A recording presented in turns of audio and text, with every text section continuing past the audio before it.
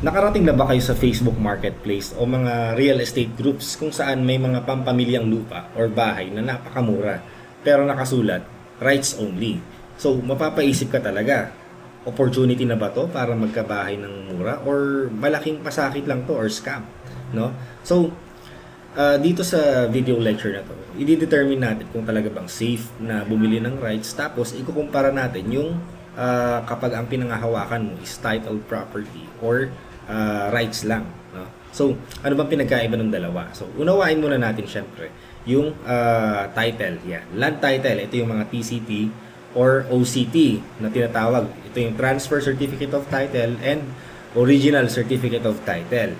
So, ito yung absolute proof of ownership sa ilalim ng ating torrent system. Ito yung kinikilala, no? So, kapag ka nakapangalan sa isang tao or sa'yo ang TCT or OCT, so technically, ikaw ang legal owner, wala nang question doon. Kasi nga, title is indivisible. Meron tayong Iron Curtain Rule, meron tayong iba't ibang nagproprotekta dyan na doctrines, no, and laws, no, na yun nga, hindi siya pwedeng makuha ng iba, even via prescription, no, kapag ka meron kang ganto.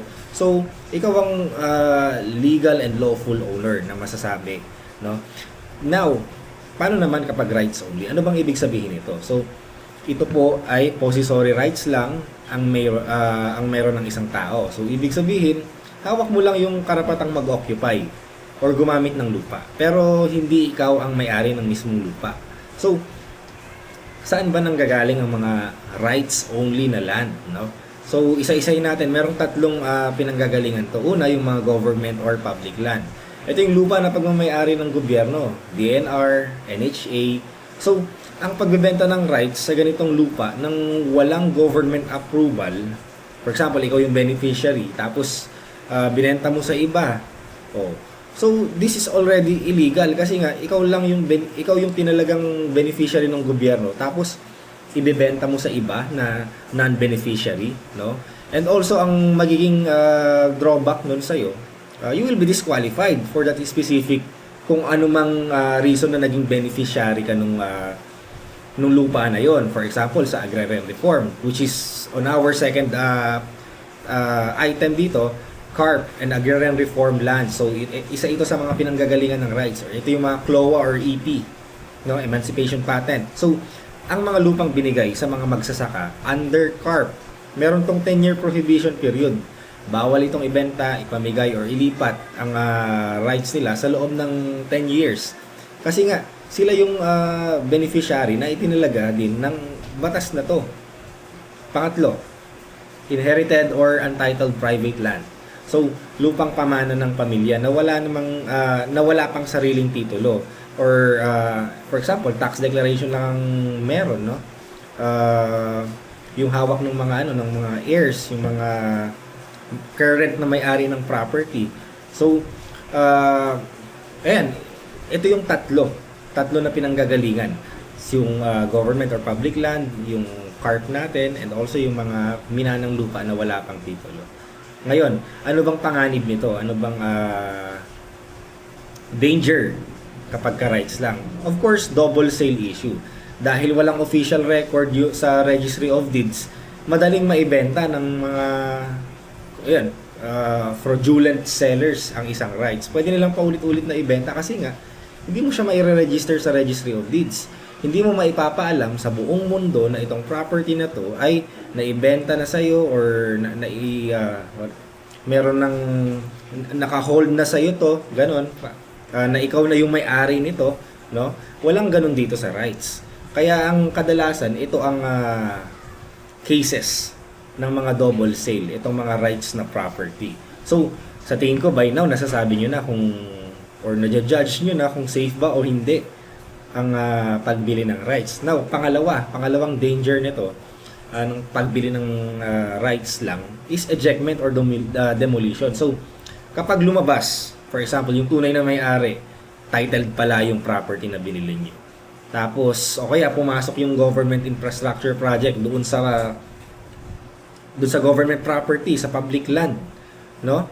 So, pwede kayong ipa-evict, pwedeng ipa-demolish ng gobyerno o nung may-ari ng lupa. yung mga structures na binild ninyo nang walang compensation. Okay, kasi nga illegal yung pag-stay ninyo doon eh. Una, kung private land yan, imprescriptible. So, technically, bad faith na yon. So, walang compensation doon.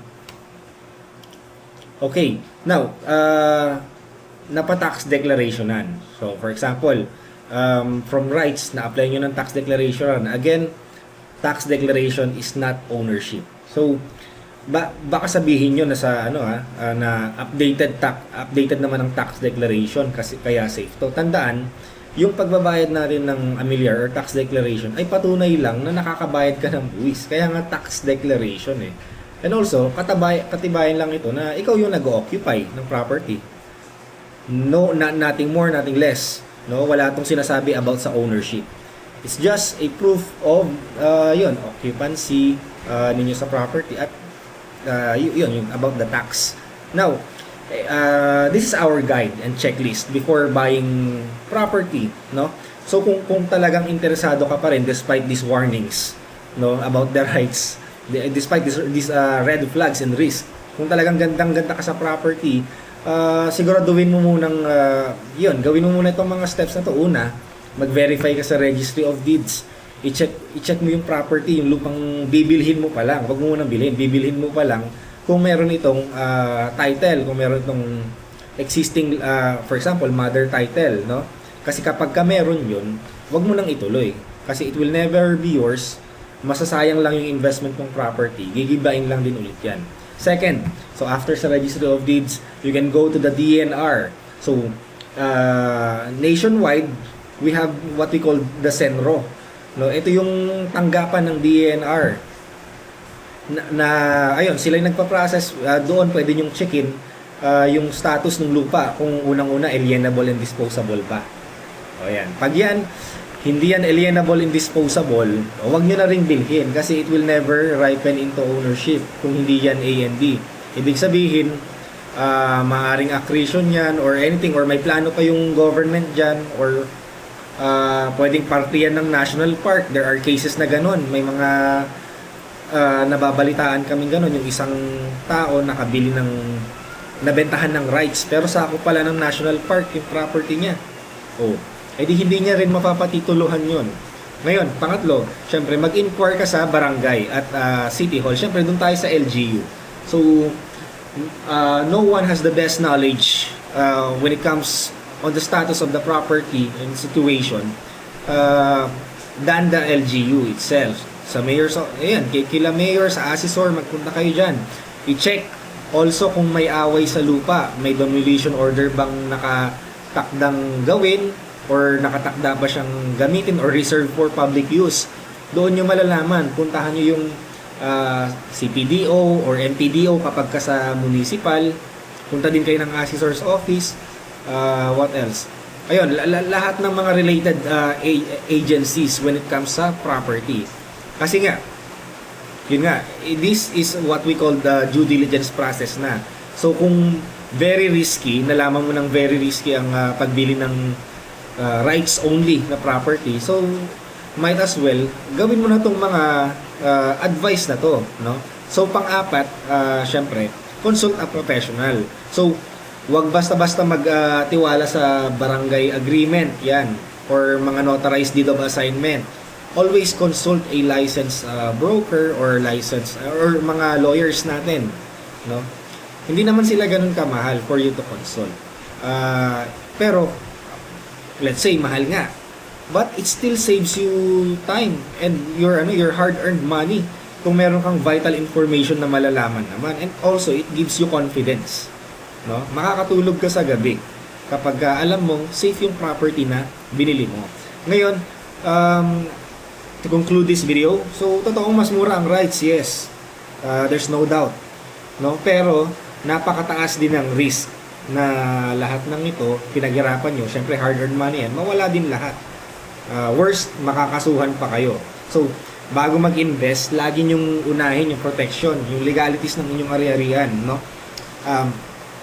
Mag due diligence and also do a thorough research, lalo kung rights ito. Syempre it comes with a price.